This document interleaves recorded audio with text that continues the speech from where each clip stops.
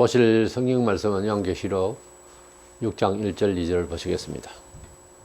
내가 보며 어린 양이 7인 중의 하나를 떼시는 그때에 내가 들으니 내 생물 중의 하나가 우레소리 같이 말하되 오라 하기로 이에 보니 흰말이 있는데 그 탄 자가 활을 가지고 멸류관을 받고 나아가서 이기고 또 이기려고 하더라. 아멘.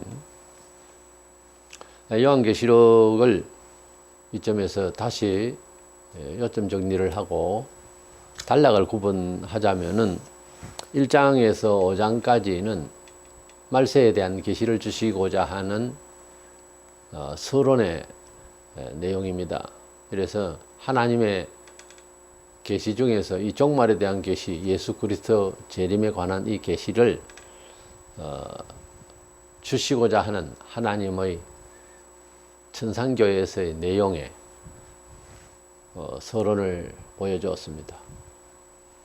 이 종말의 계시가 어떤 분에게 또 어떤 장소에서 이 계시가 흘러나왔나 하는 모습을 이제 5장까지 보여주신 거죠.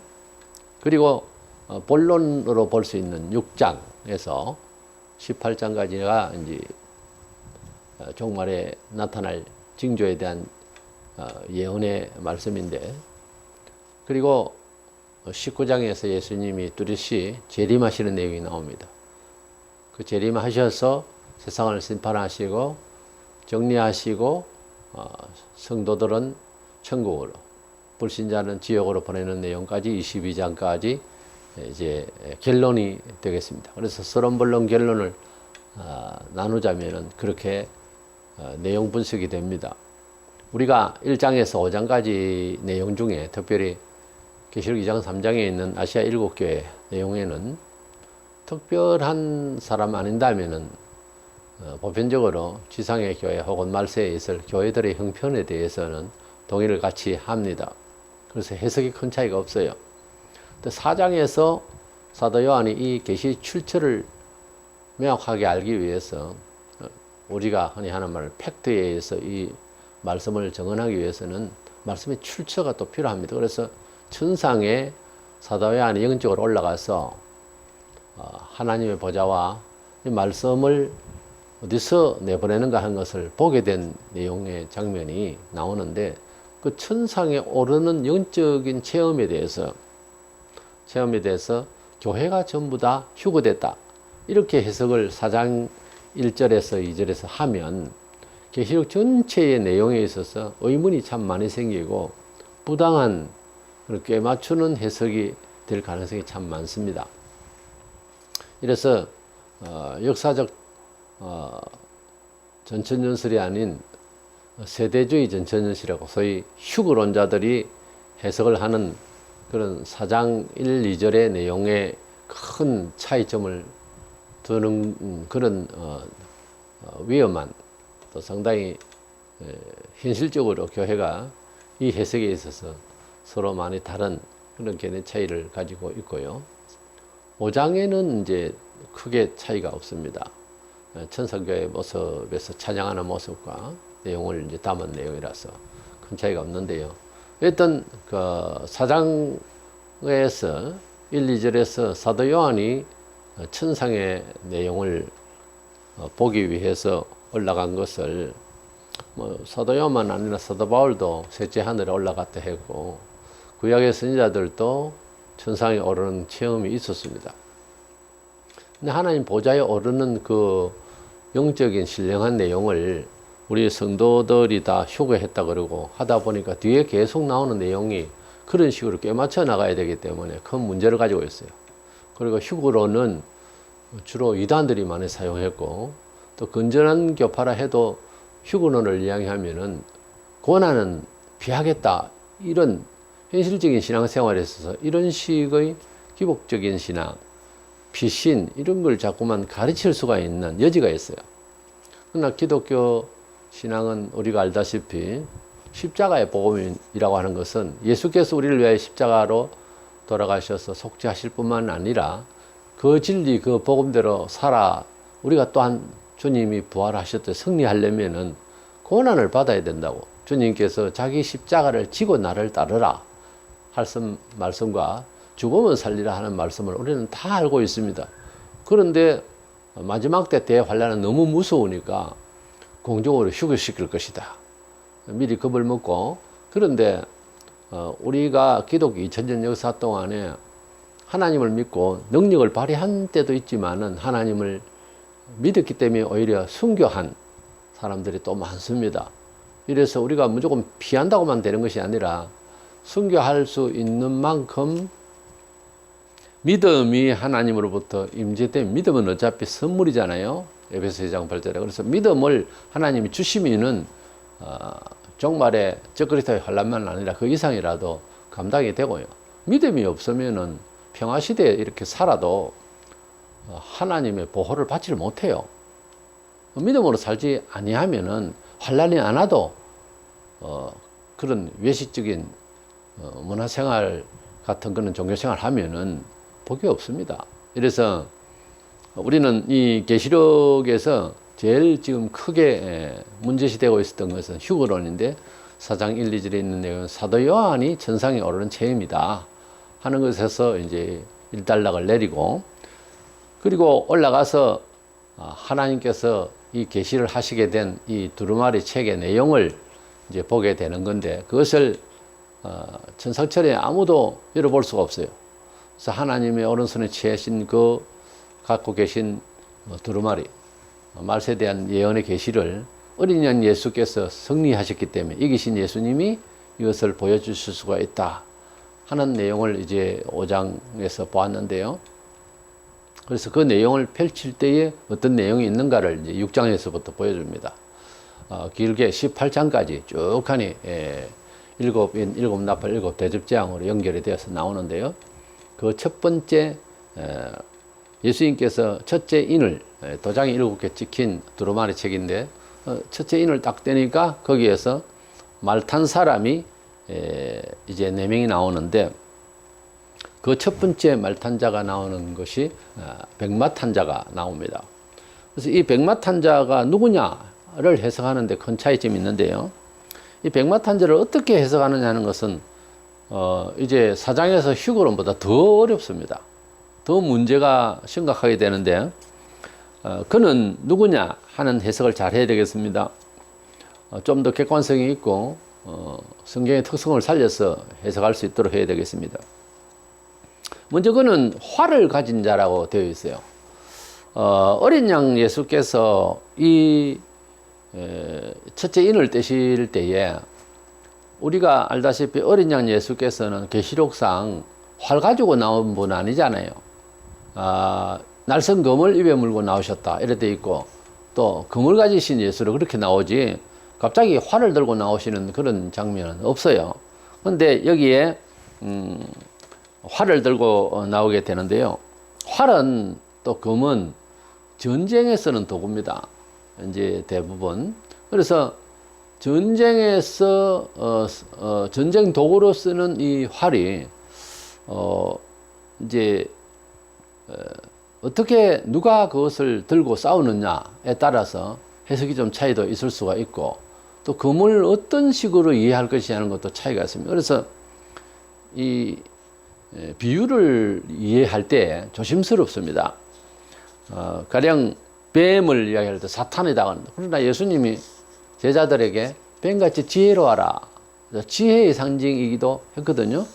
그리고 포도도 요한복음 15장 같은 경우에는 성도 내지는 성도의 생활의 열매를 말을 할 때 포도라고 해요.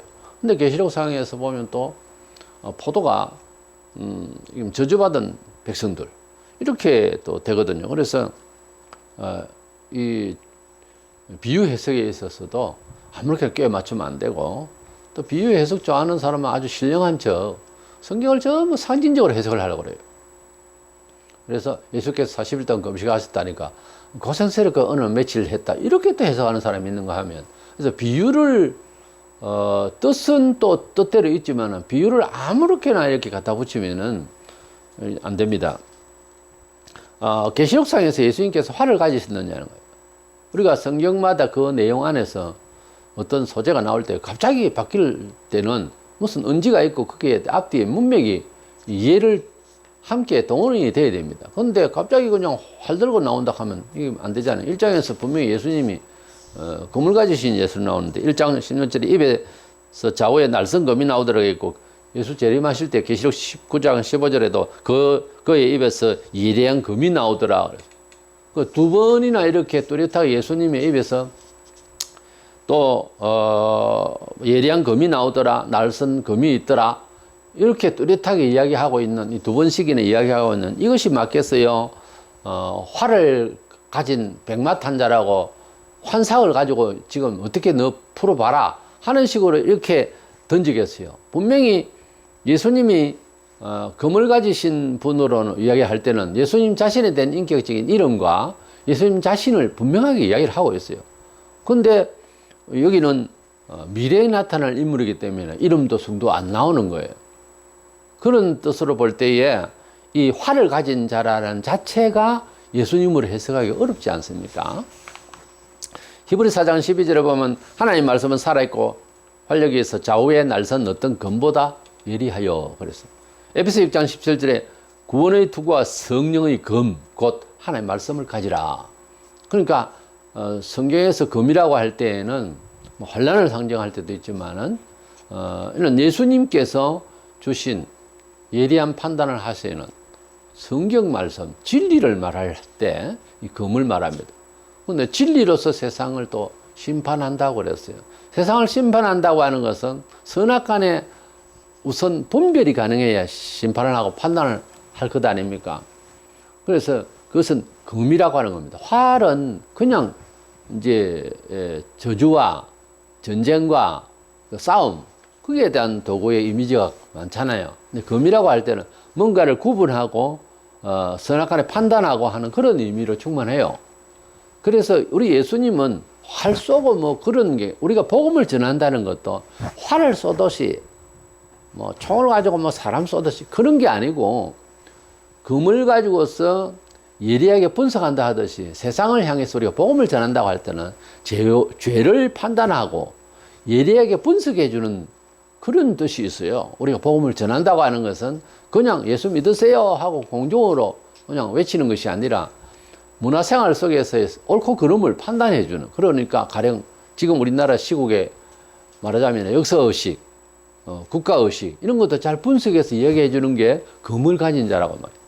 우리가 검이라고 할 때는 단순히 전쟁의 도구 이전에 이렇게 다양한 뜻에서 분석 능력, 그리고 확실한 분리 뭐 이런 것을 말할 때에도 검이라는 말을 씁니다. 판단 능력 이런 걸 말할 때. 그리고 예수님은 판단하시고 우리가 복음을 전하는 것도 세상을 분석하며 제대로 판단해주는 검의 역할이지 활 쏘는 전쟁 이거 아닙니다. 그래서 복음을 전파하고 복음대로 살아가는 교회의 선교적 운동이 전투다. 전투라는 말은 의미가 있어요. 그러나 영적 전투. 그런데 활을 쏘듯이 한다. 이건 안 맞잖아요. 검을 가지고 차라리 영적 전쟁으로 한다. 이건 좀 부합돼요. 이 본문에서 백마탄자가 검을 갖고 나왔더라. 그러면 해석을 조금 달리 할 기회는 있어요. 근데 활 가지고 나왔잖아요. 이 계시록상에서 활은 아니거든요. 예수님은 검을 가지셨다고 분명히 말씀하셨어요. 그리고 검과 활의 용도 차이도 있고요. 또 영적인 의미 부여가 다릅니다. 그러니까 예수님이든지 또는 복음을 전파하는 교회든지 이런 걸 이렇게 활 쏘는 자를 예수님이나 교회 선교하고 있는 영적 전투에 비유한다는 것은 조금 안 맞아요. 이래서 복음주의자들이 또는 상징주의자들이 성경을 이렇게 듣을 때에 계시록 상에 흔히 다른 책에도 이렇게 보듯이 마태복음을 보든 시편을 보든 창세기를 보든 각 특징이 있잖아요. 근데 제작자가 한 책을 놓고 이 단어를 썼다가 영 다른 의미의 저 단어를 썼다가 그래 안 해요. 성경의 한 저자가 쓰면 사실 시구야 성경이 일맥상통한 내용이지만 그것은 구속사적인 입장에서 한맥을 이룬다는 뜻이고, 창세기를 모세가 기록을 할 때에 그 창세기에 맞는 분위기, 천지 창조와 모든 만물의 시작에 대해서, 모든 만사의 시작에 대해서 기록을 할 때에 그 분위기를 같이, 문맥을 같이 쓰는 거예요. 단어를 선택을 할 때. 갑자기 이 말 했다, 갑자기 다른 용어를 썼다가 이렇게 안 하거든요. 일반 사람이 소설을 하나 써도 그렇게 안 써요. 그래서 우리 예수님께서는 금을 가지셨다고 하는 것이 전체 분위기가 맞고요. 또 신약에 우리가 금을 이야기할 때 하나님 말씀으로 이렇게 보니까 우리 예수님께서는 말씀으로 세상을 심판한다고 그랬어요.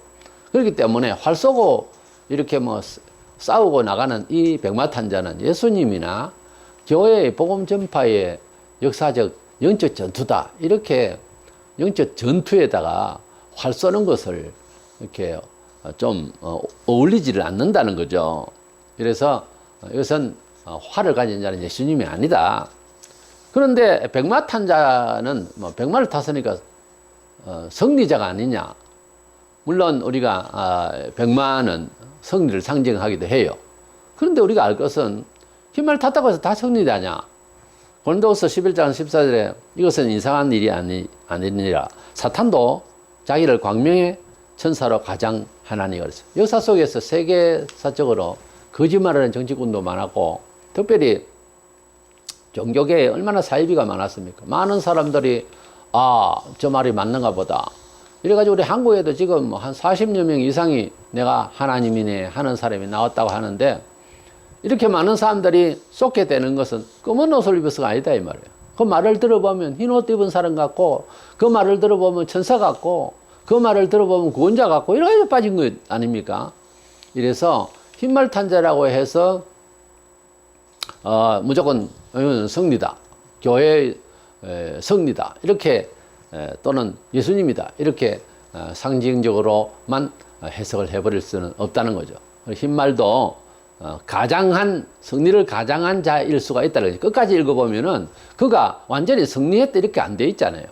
그래서 승리를 가장할 수가 있거든요. 세상사에는 가장한 자가 이미테이션이 더 빛나잖아요, 보석상에.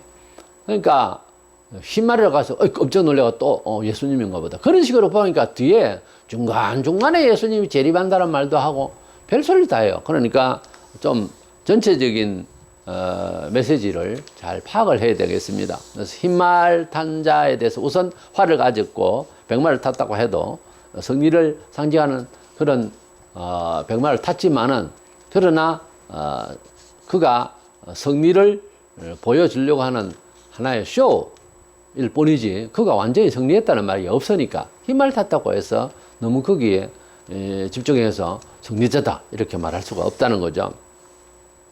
예수님께서 감람산에서 제자들이 이스라엘 멸망과 아울러 세상 끝에는 무슨 징조가 있겠습니까 하고, 이스라엘 멸망과 함께 말세에 대한 예언을 함께 총론적으로 말씀해 주실 때에 너희들이 먼저 사람을 조심해라고, 그래서 적그리스도가 나타날 것이라고, 인자가 오기 전에 적그리스도 나타나서 여기저기서 내가 그리스도네 하는 사람이 많을 거라고 그렇게 말씀하셨어요.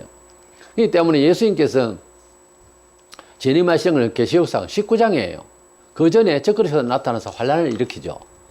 그러니까 그 뜻이 보면 계시록 6장의 본론이 시작되는데 여기 예수님 재림했다든지 뭐 복음 전파 뭐 이런 내용으로서 설명하기는 안 맞습니다. 계시록 19장에서 예수님 재림하시기 전에 적그리스도가 나와서 환란을 일으킨 것이 맞죠. 그래서 데살로니가후서 2장 3절에 보면 누가 어떻게 하여도 너희가 미혹되지 말라. 먼저 배교하는 일이 있고 저 불법의 사람 곧 멸망의 아들이 나타나기 전에는 그 날이 이르지 아니하리니. 그리고 계시록상 본론이라고 볼 수 있는 계시록 6장에서부터 18장까지가 본론인데, 본론의 첫 번째의 본론이 뭐예요? 종말에 있을 재앙입니다. 종말에 있을 환란이에요. 그래서 본론이 시작되는 환란의 첫 번째가 예수가 나와서는 안 되잖아요. 그래서 나타나는 게 맞죠. 그래서 데살로니가서 2장 3절에 여기에 말하는 저 불법의 사람 멸망의 아들이 나타나기 전에는 예수 재림이 아니라는 거죠. 그러니까 멸망의 아들이 먼저 나타난다는 거죠. 이 멸망의 아들이 뭐 언제도 나타났다, 지금도 있다, 이거는 저 그리스도의 영이, 거짓된 영이 세상에는 애시당초부터 움직이고 있어요. 대초부터. 근데 그게 아니고 좀 더 문화적으로 뚜렷하게 역사적으로 나타난다는 거죠. 이 세계를 지배할 저 그리스도가. 그 사람 나타나기 전에는 예수 재림이 아니고 예수로 볼 일은 없다는 거죠. 성경 해석할 때야. 그래서 저 그리스도가 먼저 오게 되니까 흰말 탄자라고 해서 그냥 성리다. 그것만 가지고 이 얘기를 하면 안 됩니다. 우리가 남의 말을 들을 때에 쉬운 일, 쉬운 이야기는 예사로 들을 수 있어요. 그런데 학문의 깊이가 있고 노하우가 있고 그리고 많은 경험이 있는 사람의 이야기를 헛들어가 되겠습니까? 자세히 들어야 되는 거예요. 더더구나 예수님의 말씀이요, 하나님의 말씀이요, 또한 예언의 말씀이잖아요. 나중에 있을 예언의 말씀이기 때문에 그걸 어떻게 쉽게 일상에서 내가 생각하는 수준에서 얼른 이해를 하려고 하면 되겠습니까? 그래서 계시록은 열심히 공부하다 보면 어려워서 포기를 많이 하는데, 분명한 것은 요한계시록도 신약 성경입니다. 우리가 하나님의 말씀인 이 신약 성경 중에서 어쩌면 성도에게 가장 큰 소망을 주는 내용이 요한계시록이기 때문에 좀 어려워도 자꾸 읽으면은, 제 생각에는 계시록 제가 집필을 할 때 한 200번을 읽었는데, 제 생각에는 계시록을 좀 더 제대로 꿰뚫어 제대로 알려면은 100번 이상 정도만 읽어도 계시록만 대충 흐름에 대해서 큰 착오 없이 이해할 것이다. 왜냐하면 남이 가르쳐 주는 대로 읽으면은 휴거론자가 말하면 휴거론이 맞는 것 같고, 이것도 맞는 것 같고, 저것도 맞는 것 같다고 하는 말, 코에 걸면 코걸이, 귀에 걸면 귀걸이라고 하는 그 말은요, 내가 실력이 없어서 그래요. 내가 판단 능력이 없을 때 그 소리를 할 수가 있다고 말해요. 세상 만사 다 그렇잖아요. 어떤 전문 분야에서 오랫동안 연구를 하고 있는데 별로 시덥지 않은 사람이 어떤 주장을 하고 논쟁을 펴면 가만히 있겠습니까? 적나라하게 딱 분석해서 너 잘못됐다 이렇게 할 수 있는 능력이 있는 사람은 그 말도 맞네, 저 말도 맞네, 그런 소리 안 하죠. 그러니까 내가 무식하니까 자꾸 이 말도 맞네, 저 말도 맞네 그러지, 내 모르는, 내 판단할 능력이 없는 건 생각 안 하고 이 사람도 맞고 저 사람도 맞아니 우리가 남 비판하지 말자 이렇게 말하는 것은 잘하는 것이 아니고 당신의 무식을 합리화하려고 하는 소리밖에 안 돼요. 그렇기 때문에 우리가 얼마나 많이 모르는 게 많아요, 매사에. 근데 매사에 판단을 예사를 하죠. 우리가 다리를 건너고, 요즘 뭐 현대식 다리도 있고 여러 가지가 있습니다. 근데 돌다리도 두드려 봐가면서 확인하면서 걸으라는 말이 있어요, 옛말에. 우리가 조심스럽습니다.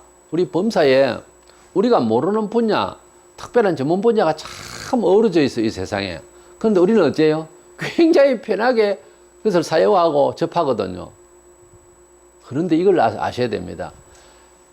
그 사람을 믿어요, 그 분야에. 그런데 나중에 쏘은 거예요. 잘못 만들어난 거예요. 큰 충격적인 일이 있는 거예요. 어떻게 이렇게 물건을 만들었나? 이렇게 할 수 있는 거 나중에 알면 놀래죠. 그러니까 사람만 못 믿는 것이 아니고 물건도 그런 사람이 만들었기 때문에 물건이나 사상이나 철학을 우리가 함부로 못 믿습니다. 근데 어째 우리는 일상에서 다 믿어요. 아스팔트 착 깔려있으면은 믿습니다. 근데 어느 날 구멍이 나서 뻥 뚫히네. 우리가 세상에 믿을 게 없다, 정말 믿을 놈이 없다 그러는데, 우리가 믿을 게 없다라고 하는 말은 그에 대한 정보가 안 돼 있을 때 하는 소리예요. 그걸 정보가 돼 있으면은 안 믿는 게 아니고 취급 안 하죠, 그걸. 그게 내가 정보가 없으니까 그게 당하죠. 여기 당하고 저기 당하니까 이 세상에 믿을 놈이 없고 믿을 게 하나도 없네. 정보가 없어 그래요. 그런데 아실 것은 우리가 이 세상을 살아가는 데에 예사를 믿잖아요. 그 믿음의 기준이 뭐라고 생각하세요? 상대방과 물질과 환경에 대해서 편안하게 믿고 왔다 갔다 하잖아요. 그런데 적그리스도의 영이 이 세상을 지배할 때 되면 아무도 못 믿어요. 굉장히 불안해져요. 지금도 불안하잖아요, 이 세상을. 뭔 소리 하는지, 저 대통령이 무슨 말 하려고 하는지, 외국 대통령은 무슨 뜻으로 이러는지 오만 생각이 복잡해지잖아요. 왜요? 당했거든요, 살아보니까. 그러니까 실력이 없잖아요. 우리가 정치, 경제, 문화, 특별히 역사 실력이 있어요? 공부를 얼마나 했어요? 알아봤습니까? 연구해봤어요? 비교해봤습니까? 안 해봤죠. 그러면서 예사를 믿잖아요. 기준이 뭔지 아세요? 자기 실력의, 자기 판단 능력의 한계에서 믿어요. 자기 판단의 한계에서, 보편적으로 가지고 있는 일반 사회인들의 실력을. 그러나 공부를 하셔야 돼요. 알아야 됩니다. 그래야 대책 능력이 있고 거기에 대한 판단을 어떤 거는 조심스러워서 유보한다든지 이래 되는데 그 공부를 하지 않으고 실력이 없는 그런 준비되지 않는 그런 정신은 아무거나 믿는 거예요. 왜? 내가 실력이 없으니까. 어떤 면에 있어서는요, 실력이 없으면 아무렇게나 맡겨요. 그러다 당하는 거예요. 개인적으로나 또는 국가적으로. 그럼 판단 능력이 안 되니까 헛짚는 거예요. 그래 놓고 쏘갔네. 뭐 내가 손해를 봤네. 그건 아니거든요. 그건 아니에요. 성공한 사람들과 실패자의 원인은 성공한 사람은 그에 대한 집중적인 노력과 분석과 공부를 한 거예요. 연구를 한 거예요. 연구 끝에 실패가 오더라도 또 도전할 수 있는데 무식하게, 게으르게, 예사롭게 취급하니까 겨우 자기가 가지고 있는 학교에서 공부 좀 하고 가족에서 듣고 이웃이 가족 듣고 하면 좀 지성이 있는 가족이면 좀 괜찮겠죠. 그런 정도의 판단 능력을 가슴에 붙이고 모든 얘기들과 일들을 입수를 하려 하니까 거기에 대한 바른 정보가 없으니까 내 실력으로만 전부 다 믿는단 말이에요. 그러니까 얼마나 위험천만하냐고. 정치 이야기도 요즘 얼마나 전에보다 많이 하잖아요. 정치학 공부를 얼마나 했어요? 책 몇 권 읽었어요? 얼굴이 화끈해야 됩니다. 부끄럽잖아요. 저는 목사로서 정치학을 한 것이 아닙니다. 그렇기 때문에 정치에 대해서 많이 아는 사람들 얘기를 보려고 그래요. 들으려고 그래요. 대중 없이 뭐 좋다 나쁘다 그대 수준이라니까. 그거는 겨우 그대가 가지고 있는 판단 능력밖에 안 돼요. 이 사람 말도 많고 저 사람 말 솔깃솔깃 그래요. 왜? 내게 깊은 그런 연구가 없었거든요. 저는 이제 신앙을 했기 때문에 예수에 대해서 전문성 있는 공부를 했잖아요. 그러니까 누가 무슨 말을 하면은 쫙 판단했을 때 이 사람 서너 가지를 얘기하면 300가지가 동원을 해서 쫙 에워쌉니다. 이 사람을 어떻게 이해시키고 판단을 해줄 것인가. 이렇게 딱 서죠. 근데 그게 안 돼 있는 사람은, 전문 연구가 안 돼 있는 사람은 그저 내가 가지고 있는 듣고 한 그걸로서 판단하잖아요. 이게 가벼운 정도가 아니고 위험해요. 잘못 판단할 수 있단 말이죠. 그러니까 우리가 세상을 살면서 특별히 요즘 정치 또는 경제에 대해서 그건 내가 준비가 안 돼 있고 전문적인 지식이 없고 책을 읽어서 얼마나 읽었어요? 단 한 권도 그 분야에 대해서 안 읽어놓고 뭐 정치가 어떻고 경제가 어떻고 이렇게 한다는 것은 이건 너무 성설이고 굉장히 위험해요. 다른 사람이 들어도 위험을 준다고요. 그러니까 항상 조심스럽고 자기 전문 분야에서 그래도 나름 노하우가 있고 이런 정도 같으면은 어떻게 됩니까? 내가 전문적으로 알고 있는 이것조차도 조심스럽다. 그래 되잖아요. 많이 배우면 고개 숙여져요. 겸손해져. 왜? 그만큼 마음대로 판단을 못 하는데. 아니, 완전히 나하고 다른 분야에 뭔 이야기를, 그거 옳다, 그러다. 그건 알아서 판단된 게 아니라니까요. 겨우 자기 수준으로서 혹은 자기가 판단하는 스타일이 있잖아요. 그 스타일에 맞추었어요. 뭐, 음악적이면 음악적으로 볼 때야, 틀렸다, 옳다. 이 말이 안 되잖아요. 그래서 혹 맞을 수도 있지만 그 위험한 이야기죠. 우리 예수님을 이해하는 데 있어서 성경에서 좀 더 객관성이 있고 또 계시록은 계시록들의 특징이 있잖아요. 거기에 맞춰서 그런 계시에 대한 예언의 말씀을 요한이 집필을 할 때 성령께서 다 하신 건데 그걸 할 때 소재를 어떻게 무슨 뜻으로 했는지를 좀 더 면밀하게 보고 깊이 있게 연구를 해야 됩니다. 특별히 계시록은 여러 가지 그림들이 많이 나오고 환상적인 그림들이 다 기록이 많이 되어 있어요.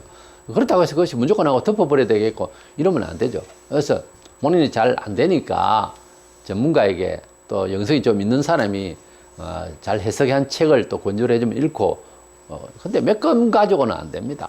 책을 많이 봐야 되고 또 여러 사람들의 말을 들어봐야 됩니다. 그래서 객관성이 있고 좀 더 성경적인 신학이냐 좀 더 보편 진리에 가깝느냐 좀 더 이 계시록의 특성상을 살리고 있느냐 이런 것을 많이 이제 종합적으로 보면서 이해를 해야 되기 때문에 그런 연구를 하지 않는 사람이 설교를 들으면 좀 위험해요. 특별히 계시록은. 이래서 화를 가진 자라고 하는 것은 예수님과 혹은 우리 성도들이 복음을 전하는 것은 전쟁 치른다 영적 전투라고는 하지만은 그런 영적인 표현은 맞지만은 화를 쏜다는 말에는 또 안 맞아요. 그거는 그냥 뭐 적을 죽이기 위해서 하는 그런 육신의 전쟁을 위한 이야기이기 때문에 칼은 안 그렇거든요. 칼은 육신의 전쟁에도 쓰지만은 성경상 하나님 진리를 말할 때 쓰고 판단을 할 때 쓰기 때문에 차라리 이 백만탄자가 칼을 가지고 나왔더라 이러면 문제가 좀 달라요. 근데 화를 가졌다 했잖아요. 두 번째로는 이 백만탄자가 멸류관을 이제 곧 받고 있습니다. 그가 받은 스테파노스라고 하는 이 멜리오가는 전쟁을 하거나 복음 전파를 투쟁하고 열심히 살아가는 성도에게도 승리의 멜리오가를 준다 할 때 이 스테파노스, 이것은 달리기 선수가 그때 당시에도 그래서 1등을 할 때 그래서 월계관을 씌워주는 그 월계관이 스테파노스입니다. 계시록 2장 10절에 보면 네가 죽도록 충성하라. 그래야만 내가 생명의 멜리오간을 내게 주리라. 이렇게 말씀하셨는데 우리 예수님은 멜리오간을 우리에게 주시는 분이지 누구한테 받는 사람이 아니에요. 성경에 예수님께서 멜리오간을 받았다는 말 어디에서 나와요? 없어요. 예수님은 처음부터 멜리오간을 주리라. 멜리오간을 주리라 이랬지. 예수님이 어디서 멜리오간을 받고 누구에게 받는다? 하나님부터 멜리오간을 받아요? 말이 안 되는 이야기죠. 근데 예수님 멜리오간 쓰는 내용이 또 나오긴 나와요. 계시록 19장 12절에 보면은 그 머리에 많은 멜리오간이 있고 디아데마라고 그거는 왕관을 말해. 크라운.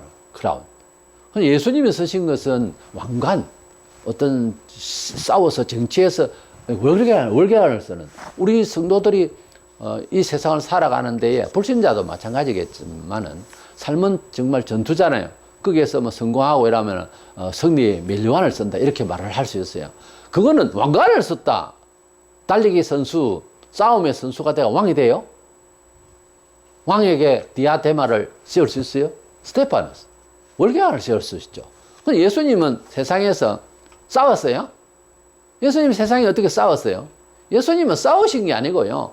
예수님은 자기 채통을 지키다가 돌아가시고 아버지의 뜻대로 살다가다가 타살해서 돌아가셨지 싸우다가 뭐 실패한 자도 아니고 또 부활하셨어요.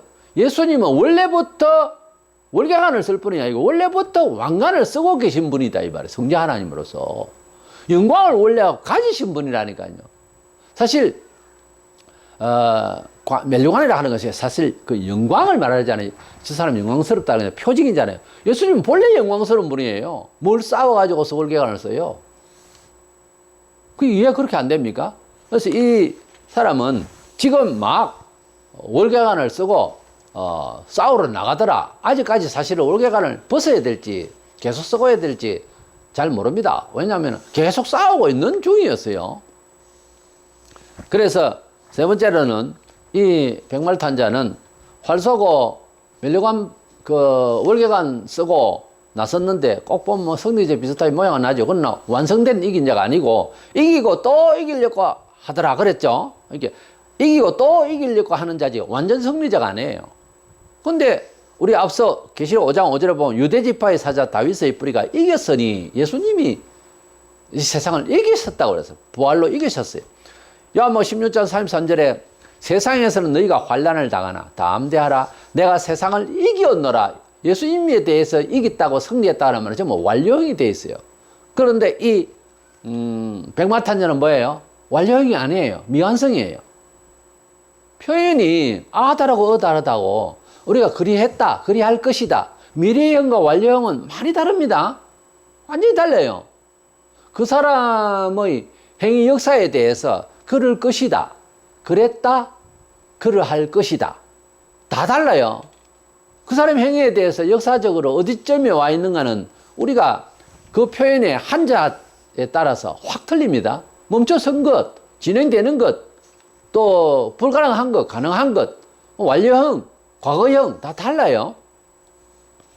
그래서 우리 예수님은 성경상 승리자로 오셨고 원래 승리하셨고 완전 승리를 하신 분입니다.